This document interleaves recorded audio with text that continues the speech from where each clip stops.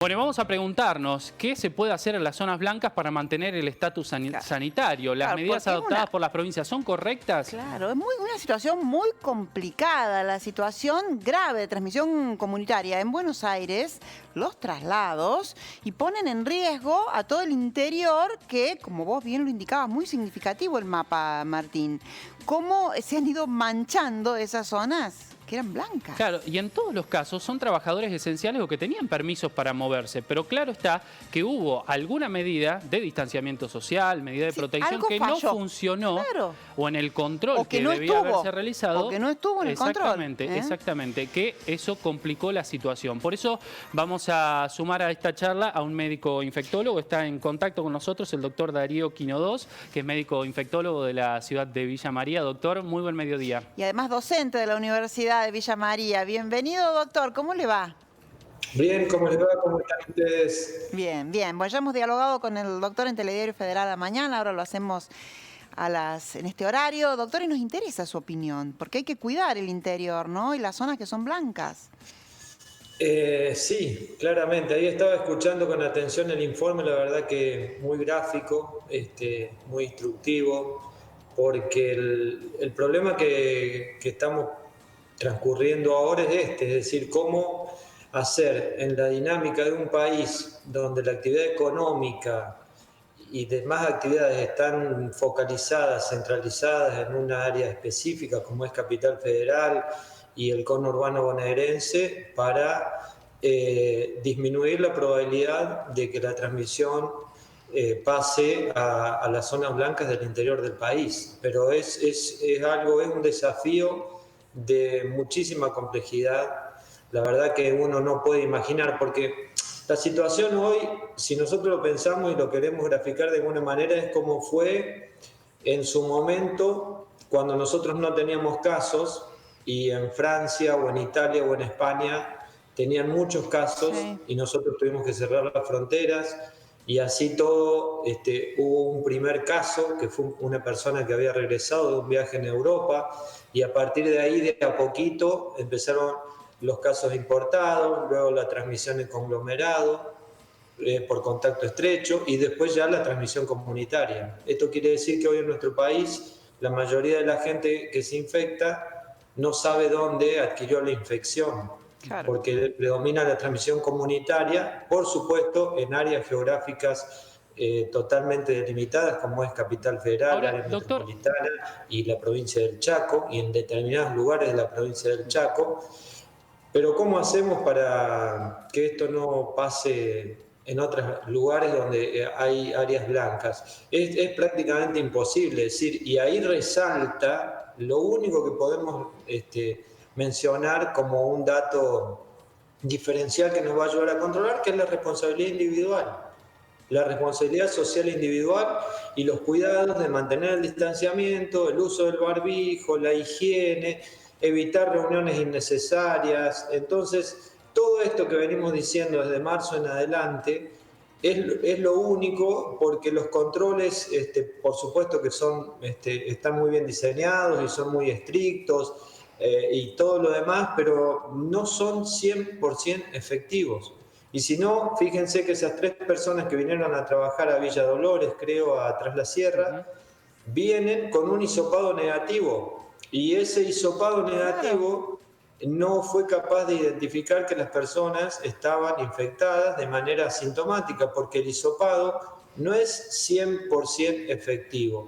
Depende del momento de la evolución de la enfermedad, depende cómo se tome, puede haber situaciones que hagan que la persona esté infectada, y lo mismo el test realizado por hisopado de negativo. Entonces tampoco es una medida que a nosotros nos da una confiabilidad absoluta del 100% para relajarnos en las medidas que tenemos que mantener. Número 1, el distanciamiento social. Claro, y eso habla de los hisopados, el test. Es algo que, claro, nos estamos manejando con algo que no se conoce a ciencia cierta, o los test estarían fallando, doctor. ¿Cómo es? ¿O hablamos? Sí, a ver. Perdón. Sí. No es que los test fallen. El test en la persona que tiene síntomas, Si usted lo hace al test muy precozmente desde el inicio de los síntomas, puede dar negativo porque todavía no hay la cantidad de virus suficiente en la mucosa respiratoria para ser identificado por el test. Si usted lo hace muy tardíamente, es decir, después del 7º u 8º día que el paciente tiene síntomas, el test puede dar negativo porque el virus ya está alojado en el pulmón o en otra parte de la mucosa respiratoria y no en la mucosa orofaríngea donde se testea. Pero en los portadores asintomáticos, la efectividad del hisopado no es del 100%. Claro. Es decir, que yo vengo de transmisión comunitaria, vengo de Buenos Aires o vengo de Chaco a Río Cuarto, me hago un hisopado cuando llego, no puedo salir al otro día. Tengo que quedarme 14 días en cuarentena para ver si desarrollo síntomas y al día 14 volver a hisoparme y con un hisopado negativo allí puedo tener el alta. Por eso el gobernador dijo recién, el funcionario que va a Buenos Aires y vuelve a la provincia de Córdoba tiene que realizar cuarentena, por más que tenga un hisopado negativo. Y si tengo un hisopado negativo el mismo día que vuelvo o al otro día que vuelvo de un área de transmisión comunitaria y tengo una actividad esencial porque soy personal de salud o lo que fuere, tengo que extremar las medidas de distanciamiento, uso de barbijo e higiene, porque no es que el test es efectivo y que te dijo, bueno, yo lo tengo negativo, me quedo tranquilo. No, esos 14 días, que es el periodo de incubación de la enfermedad, necesito extremar todas las medidas de cuidado para no poner en riesgo a las personas que son contactos estrechos míos. Es bien complicado. No son complejas, porque no son de altísimo costo, ni exigen de una determinada infraestructura. Simplemente es los cuidados básicos y la cuarentena para que cuando la persona regrese de un área de transmisión comunitaria no introduzca la infección en un área donde no la hay. Claro, es ciertamente, ¿no? Todo no puede recaer en el Estado y está a la vista que ante una situación tan compleja como la imposibilidad de detectarlo a tiempo, los falsos negativos que se pueden dar o falsos positivos, etcétera, eso requiere de la responsabilidad. No solo responsabilidad, diría yo, sino además de conciencia. ¿Hasta cuándo tu conciencia te permite hacer algo? Pensando en las reuniones del Día del Padre, ¿no? Sí. A pesar de que se habilite la circulación dentro de departamentos y demás, uno debería preguntarse si para cuidar al resto debería forzar una reunión social, por ejemplo, el domingo, ¿no? Si no puedo hacer el esfuerzo de, por esta vez, este Día del Padre, no reunirme, por ejemplo, ¿no? Sabiendo que puedo generar un riesgo en personas mayores o en grupos de riesgo.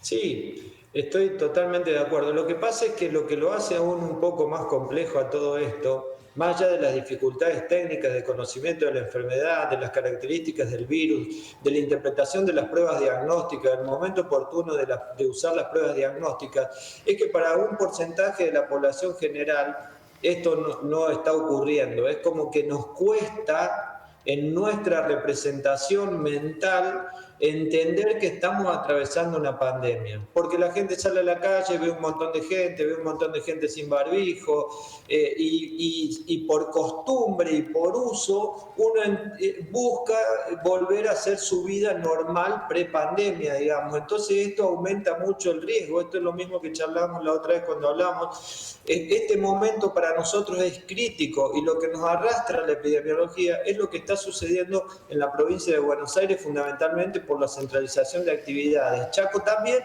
pero Chaco es más fácil que la gente no vaya o no tenga tanta necesidad de ir porque es una provincia del interior, es como si sucediera en Córdoba o en cualquier otra provincia. Pero entonces, lo difícil es, digamos, hay una dificultad técnica específica y hay una cuestión social, que es tener presente que esto está ocurriendo. Esto es lo mismo que cuando vos te subís a la moto y no te pones casco porque pensás que no te va a ocurrir y entonces que sos cuidadoso y que vas despacio hasta que te ocurre un accidente y no tenés el casco puesto. Esto es lo mismo. Vos pensás que no te va a ocurrir porque te juntás con tus amigos, porque los conocés, porque esto, porque el otro, y no usás barbijo y empezás a compartir un vaso y alguien de ahí puede haber tenido un contacto estrecho con alguien y ocurre. Entonces, mientras transcurra la pandemia, tenemos que seguir manteniendo las medidas de prevención individual. Tenemos que mantener, lo difícil de esto es mantenerlo presente y es incómodo aparte, porque a nadie nos gusta todos los días levantarnos